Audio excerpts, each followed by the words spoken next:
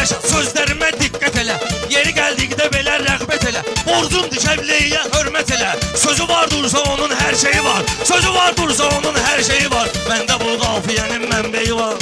Da bunları gəzəylən oğrayır. Bu gedir yolda qəzaya uğrayır. Görürəm yetim bayaqdan ağrıyır. Nə olub ağ bilsəyə, bax gör neyi var. Nə olub ağ bilsəyə, bax gör neyi var. Məndə bu qafiyənin mənbəyi var. Dış kişilərinin bir olub hədəfi danış kişilərinin. Kişi hər tərəfi dalış kişilərinin. Papağı şərəfi dalış kişilərinin. Qadının örtüyü var, örpeyi var. Qadının örtüyü var, örpeyi var. Məndə bu qafiyənin mənbəyi var. Demirəm çox da azlıq eləməginə. Nə də sözlə tarazlıq eləməginə. Kişi sən boş boğazlıq eləməginə. Kişinin ulğumu var, xitdeyi var. Kişinin ulğumu var, xitdeyi var. Demirəm ora bura dırmaşma ginə. Nələ ki qazan kimi daşma ginə. Müqarın kişiliyinə taşma ginə.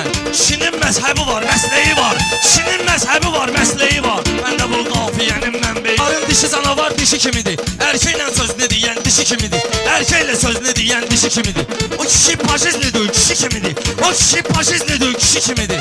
Belə də həqiqəti gerçeği var. Sübutda həqiqəti gerçeği var. Alaram canı bu Əzrail kimi. Sözdə olmuşsan hayıl mayıl kimi. Kişi var paxotqasına cahil kimi. Kişi var qadın fason əmceyi var. Kişi var qadın fason əmceyi var.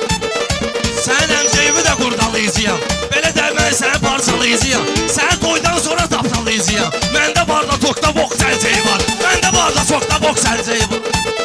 Zaman da ötüb keçir zaman kimi. Yaxşını saymayasan yaman kimi.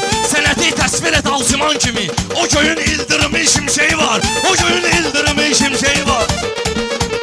Sənə söz verəndə dadına bax kinə. Bu şairin istedadına bax kinə. Rəşadın qarnına zadına bax kinə. Elə bilginlə nəciz səlləyi var. Elə bilginlə nəciz səlləyi var.